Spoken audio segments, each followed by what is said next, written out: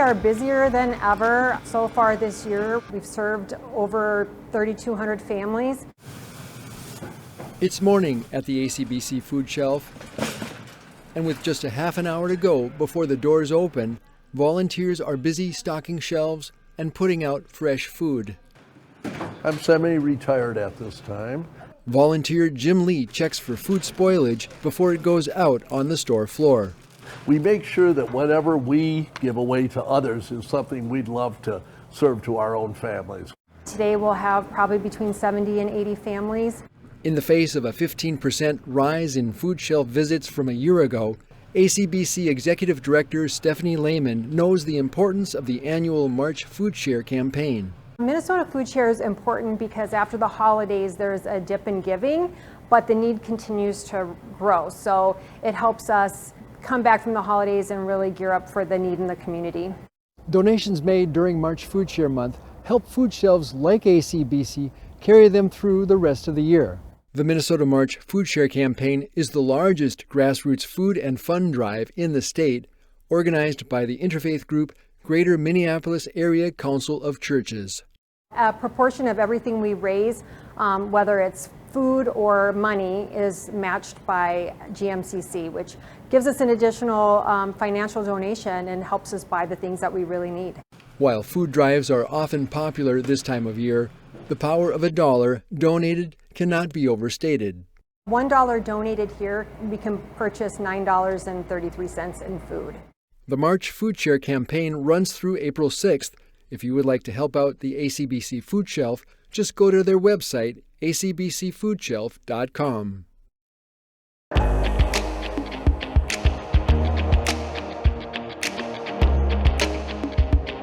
Here's a quick recap of the Monday, March 4th City Council meeting. The city is increasing utility rates to make sure the water, sewer, and stormwater funds are self-sustaining for years to come. On Monday night, the City Council approved an 8% increase to water rates, a 12% increase to sewer rates, and a 5% increase to stormwater rates. A typical residential user will see their bill increase around $12 per quarter. The new rates will take effect with utility bills sent out on May 1st.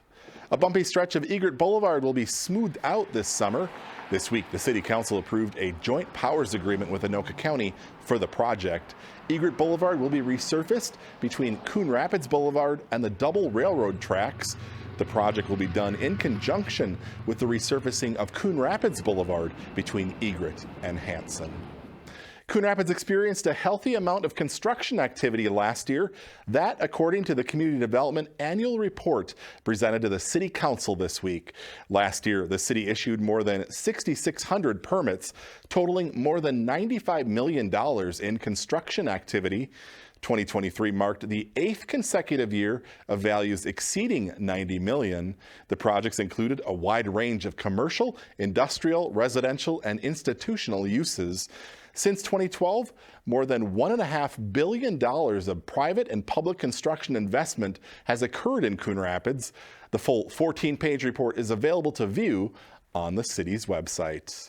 And that's a quick recap of the Monday, March 4th City Council meeting. As always, you can find the full meetings on cable or the CTN Coon Rapids YouTube channel.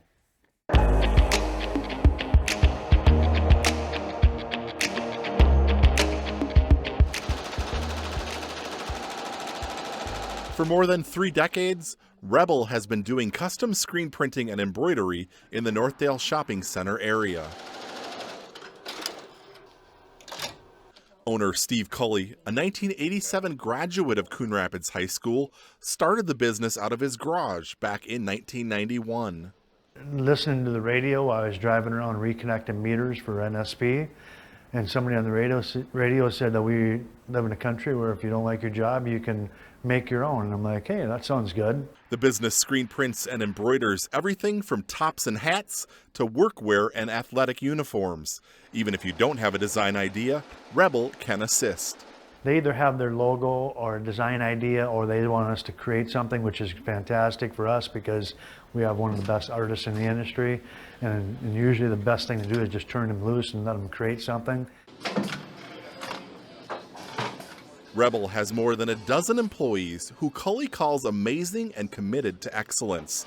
A few years back, the business was able to automate the screen printing process. This year, they plan to update the embroidery equipment as business continues to grow. We are in a really fun business, and after 31 years, it's still fun. I still love to see a cool shirt get printed.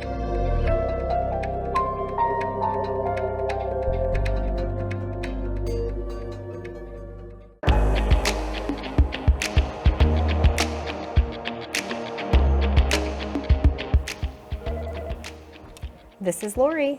Licensed social worker Lori Halber has been full-time with the Coon Rapids Police Department since December of 2022. She works with the police to help respond to calls where mental health is a concern. Some days I'll get in a squad with an officer and for a few hours ride around and just go to all the calls that they go on. Now, thanks to a new partnership with the Coon Rapids Police Department, Halber has taken her services out even further into the community. Libraries have been a spot that social workers do outreach a lot all over the Twin Cities. The Crooked Lake branch of the Anoka County Library agreed to host monthly drop-in office hours for Halber to allow the community to come in and meet with the social worker. I've always been just drawn to helping people, and it seemed like a good fit. Halber says she's willing to tackle the hard subjects. I can do resources for mental health. I can provide resources for people that are aging and want to age in place or looking at possibly moving to a higher level of care. One day each month, Halber has the meeting room reserved at the library. It's the fourth Thursday of every month.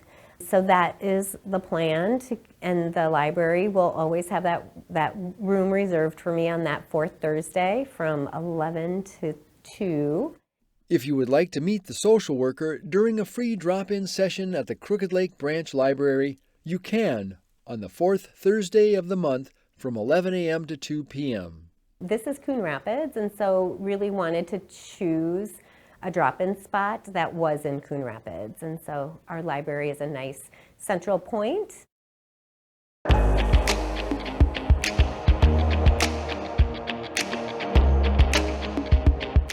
Looking for help tackling those home improvement projects?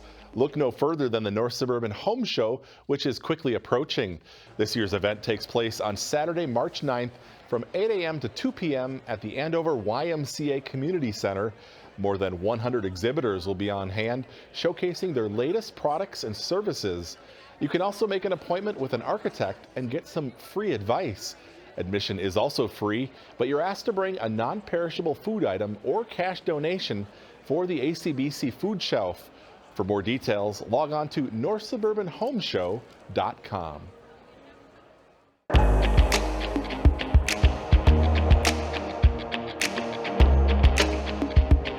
Here's a quick recap of the Tuesday, February 20th City Council meeting. Plans for this year's street reconstruction project are in full swing. On Tuesday night, the City Council approved the plans and ordered the reconstruction of nearly 3 miles of city streets. There are more than a dozen streets included, many in the Woodcrest neighborhood off 99th Avenue. To see a full list, just log on to coonrapidsmn.gov/2024 projects. Property owners impacted will be assessed a portion of the reconstruction cost. A new trail will soon be constructed in Coon Rapids. On Tuesday night, the council approved plans for the Coon Creek Trail, which was funded as part of the 2013 Park Bond. The trail will begin west of 121st Avenue and then parallel Coon Creek as it turns north to Main Street. The project includes installation of a 10-foot wide asphalt trail and a wooden boardwalk. The work will start this year and be finished in 2025. Several existing trails in the city will see improvements this summer. They include the trail on the east side of Round Lake Boulevard between the railroad overpass and Main Street, the Sand Creek Trail segment south of 121st Avenue along the railroad tracks to Sand Creek Trail intersection, and Coon Rapids Boulevard extension between the lift station and Sycamore Street. The existing trail surfaces will be repaved.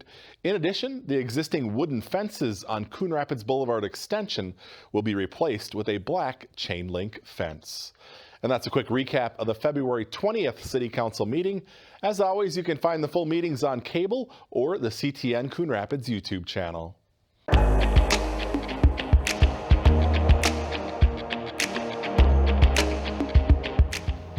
We're calling it our odds and ends trailer.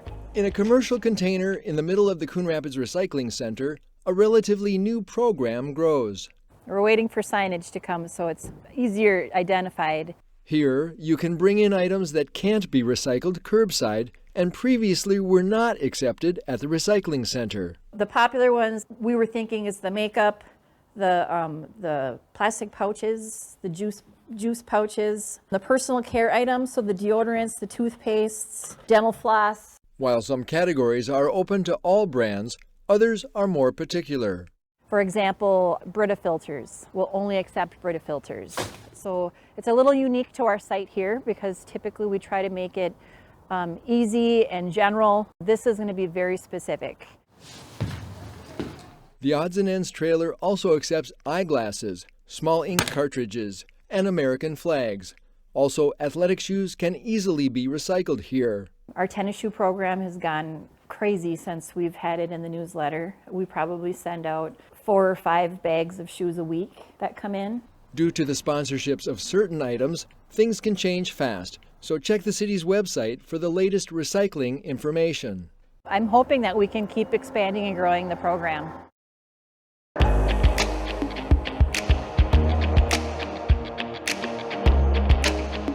You can just come in, grab a puzzle, leave a puzzle if there's space. You asked for it, and the Anoka County Library System has delivered. A puzzle exchange was recently set up in the lobby of the Northtown Library branch, so you don't even need to check them out. You can bring a puzzle or take a puzzle or both. The pilot program is in response to library patrons who've been asking for the service for a long time. As a puzzler myself, I know that you can get a little stuck with the ones you have at home, and it's a sustainable idea to just have people swapping out their puzzles. It, plays into exchange culture and less consumption. Again, the puzzle exchange is a pilot program for now, but if successful, could expand to other branches in Anoka County. The Northtown Library also has other special collections, including board games, discovery kits, and kitchen gadgets. Those items do need to be checked out and returned.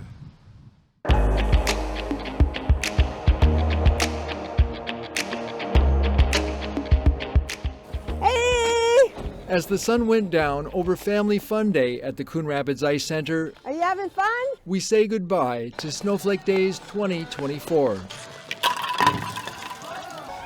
Having some fun on the ice, we found Little Miss Anoka County, Penny McGee, and newly crowned Miss Coon Rapids, Sophia Model. My name's Sophia Model. I'm 18 years old. I'm from Robbinsdale, Minnesota, and I'm your new Miss Coon Rapids. Sophia won the Miss Coon Rapids title back on January 27th. I was super surprised. It went by so fast. And honestly, the next day we were straight into appearances and getting into the community. And I'm just really excited to get started and keep working. She liked making waffles at the waffle breakfast with other royalty, as well as an appearance at the Riverdale Snowflake Village event. We had different types of animals, face painting, caricature pictures, balloons and crafts, and it was just really fun to interact with more youth and kind of get to the message of Miss Coon Rapids out in the community more. Her community service initiative teaches elementary school children how to journal. It's called Jot Your Thought. I bring in journals and pencils and pens into local school districts and schools, and I give kids journaling packets. So they can not only try journaling at home, but they can try it in the school and integrate it into the morning curriculum. Sophia has her sights set on winning Miss Minnesota and earning more college scholarships for her education. I'm hoping to be graduating college, pursuing a law degree in constitutional law, and hopefully being an intern in the White House, because I'm hoping to one day become a White House press secretary. You can easily follow Sophia on her Miss Coon Rapids adventures. So you can follow me at Miss Coon Rapids on Instagram and then my Facebook page.